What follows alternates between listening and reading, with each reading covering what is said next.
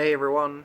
So I well, not just, but it feels like like a minute ago I got off the phone or the video conversation with some people at Klarna, and I spoke to some very nice guys, James and Sergey, who were like they were engineers working at Klarna in Stockholm, and they were pretty nice guys. I mean, I like them a lot. I mean, it's always weird when you're in an interview situation and you kind of, I don't know. It's almost like this unspoken situation where everybody's trying to be extra, chummy and extra nice, and I don't know.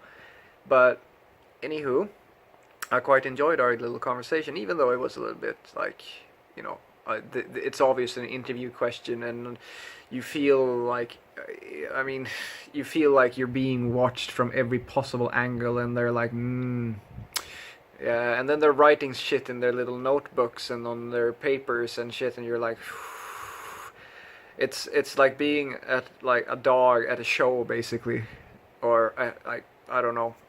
Anywho, it seemed to be going fairly well. They were sitting in probably the nicest office I've ever seen. I mean, like, the only way to describe it was like I assume that that's where the president of America comes to have his big meetings whenever his office is busy. I don't know.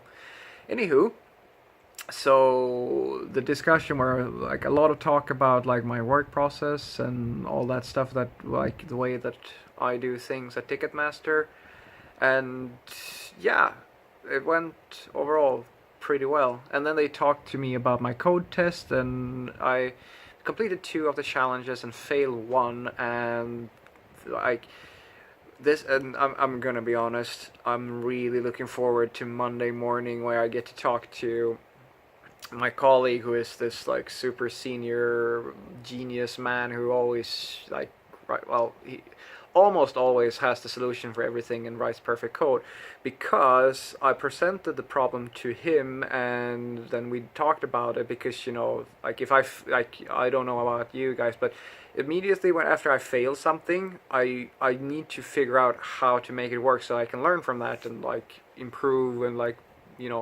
not do that mistake again. And so we sat and talked about the problem, and in essence, like the solution he was talking about was actually fairly. I mean, it was probably the right way to go for like something a little bit different. But I talked to the guys at Klarna, and they said that they didn't have to tell me exactly how to solve it. All they said was like, oh yeah, the mindset or the data structure you need to solve this problem is a stack, and it just clicked immediately, and I'm like, yes, you are absolutely fine. It's the sort of thing like you can't figure it out on the spot, but as soon as somebody points it out to you, it's crystal clear. So overall, seemed to go fairly well, and we'll see what happens. But like what's up next is probably to see if they call me back. I mean, they seem to be overall pretty positive, and the position seems to be pretty interesting. I still like I'm not gonna lie to you guys. I'm still pretty like I'm a little bit scared, because I mean, if it goes all the way, I have to make some some drastic changes to my life. And if you're looking to rent an apartment in Gothenburg, I might have to rent mine out, but we'll see. Anywho, I didn't want to just talk about myself and how things are going for me. I was going to talk to you a little bit about like interview processes and how to behave, or rather from my perspective, how to behave in an interview where you're fairly like, basically from my perspective, what I think is a good approach in an interview.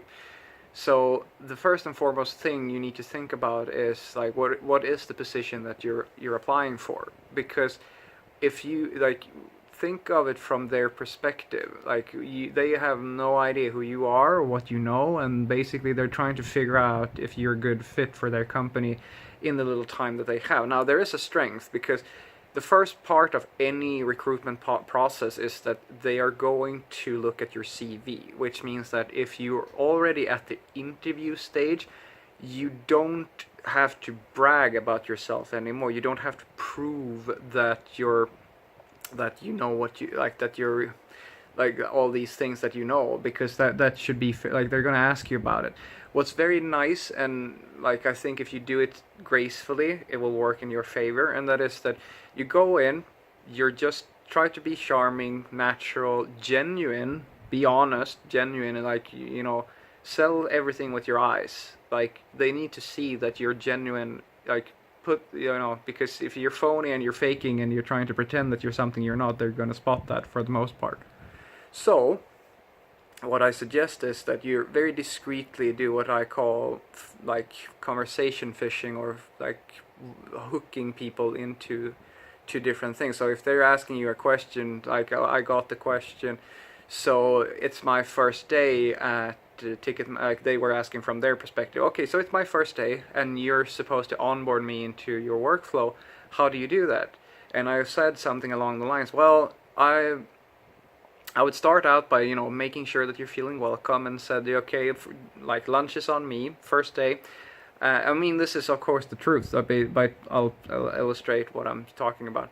And to him I said, so first day, your first day, we're going to have lunch together, we're going to pair program together, and I'm going to help you set up your environment, explain a little bit about the architecture, and then I'm going to do what I call proxy coding through you. So we're going to pick up some tasks that are supposed to be delivered, and you are going to write the code. I'm going to sit right next to you and I'm going to lead you through it. This is the approach, like, because I found that this approach worked very well when we had a few new hires and I was responsible for training them, and it built a pretty like a strong bond. Well, a strong bond is it's a little bit strong, but it got people got me built a lot of rapport between me and the new guy that we had hired, and it also let me to kind of get a feel for who this person is, and like how do they feel comfortable in this situation. So very quickly we built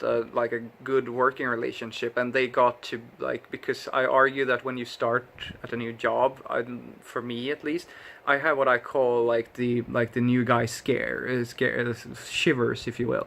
You know that you can write the code, but since you're in this unstable or very uncertain environment, you're afraid to do things yourself. So usually what I do is that I sit next to people and then I don't code, and I get even more scared. And I found that by asking somebody to code for me like this and leading them through it, it actually helps them quicker, to get them quicker into the code and be productive.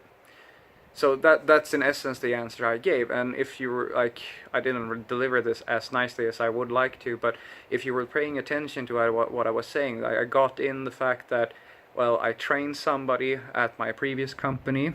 I'm aware of how important working relationships are. I'm aware of how it feels to be the new guy at work, and I illustrated like understandings beyond my own work, so that I like in the dynamics of a good team and leadership skills, all that stuff.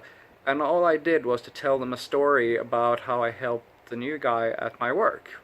And this is all true, but do you see what I'm saying? Like, you're subtly communicating things about your characteristics and how it is to work with you as a person. I didn't say that, oh yeah, I'm this great guy and I know all these things. I didn't try to like brag about myself, because you don't have to. Just be genuine and communicate clearly that this is me, basically. And yeah, I think that's a pretty important thing to think about when you're in an interview process. And by the by, don't be afraid. I see this a lot, and when I was the guy who sitting in James's and Sergey's position, where I was helping our company to hire some new guys. Some people they were almost apologetic all the time.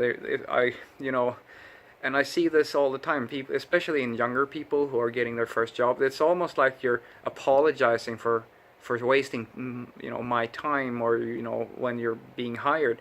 don't do that, guys. I mean, remember, if you're at the interview stage, you have already passed the first bar. That means that because the company is looking for somebody to make them money.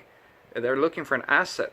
And if you're in the second stage, which is the interview, have been identified as a potential asset, which means that you have value to the company. So make sure, like, show that you're engaged, show that you have self-respect, and that's gonna go a long way. So start by be genuine, be honest, be interested in, like, not in necessarily in the company specifically, but in the place that you're going to work. Ask your colleagues about who they are.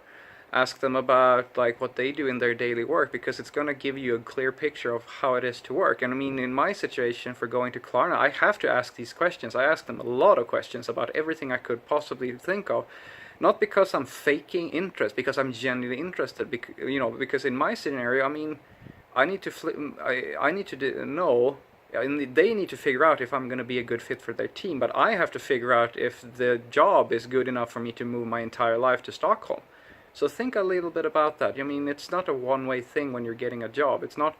That's very outdated thinking, and it may be true for other professions, but it's certainly not true for the IT business, where let's remember that programmers are scarce, and good programmers are even more scarce. So, don't let it go to your head, but you are an asset to a lot of people.